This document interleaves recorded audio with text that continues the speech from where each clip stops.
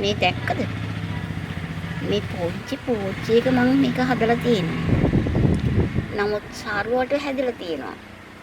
අර නිවිති පත්‍රෙත් මං ගත්තේ මේ පෝච්චි හැදිච්ච නිවිති පැලෙන් තමයි. ඉතින් නිවිති කොලයක් දෙකක් ගත්තාම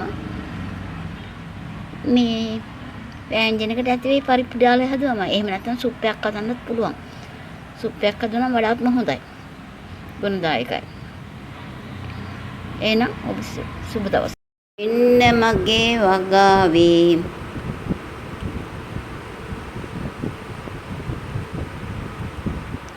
නිවිති පැලේ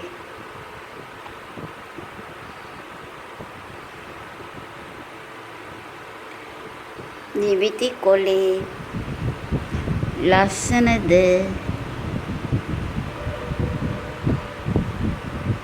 දැක්කම ආස හිතෙනවා නේද? අපිට යකඩ කැල්සියම් ලබා දෙන නිවිති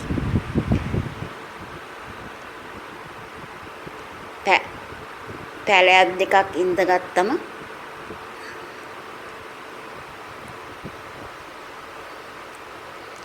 වසවිසත් නැති ආහාර වේලක් සකස් කර ගන්න පුළුවන්. හැබැයි පරිප්පු අපි එකතු කරනවා. පරිප්පු වල නම් වසවිස නැහැ කියලා හිතා ගන්න බෑ. ඒ වුණත් කරන්න දෙයක් නැහැ.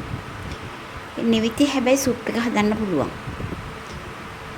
නිවිති ග්‍රයින්ඩ් කරලා ඒ යුස ටික අරගෙන අනිත් කලමනා ලුණු අවමිරිස් කරපිංච සුදු ලුණු ගම්මිරිස් එහෙම දාලා පොල් කිරි ටිකක් යහමින් දාලා සුප් එක හදුවම හරිම රසයි.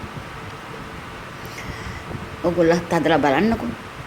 කෝන් ෆ්ලාවර් ටික එකතු කරගත්තම තව ටිකක් හොඳයි.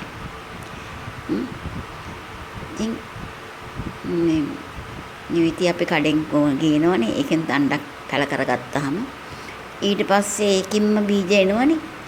ඒ දණ්ඩෙන් පැලෙන පැලේ බීජ එනවනේ. ඒ බීජ රෝපණය කරගත්තාම මේ වගේ විශාල පත්‍ර ඇති නිවිති පැලයක් ලබා ගන්න පුළුවන්. එහෙනම් යාළුවනේ ඔබ සැමට නිරෝගිමත් සුබ දවසක් වේවා. ස්තුතියි. Thank you very much.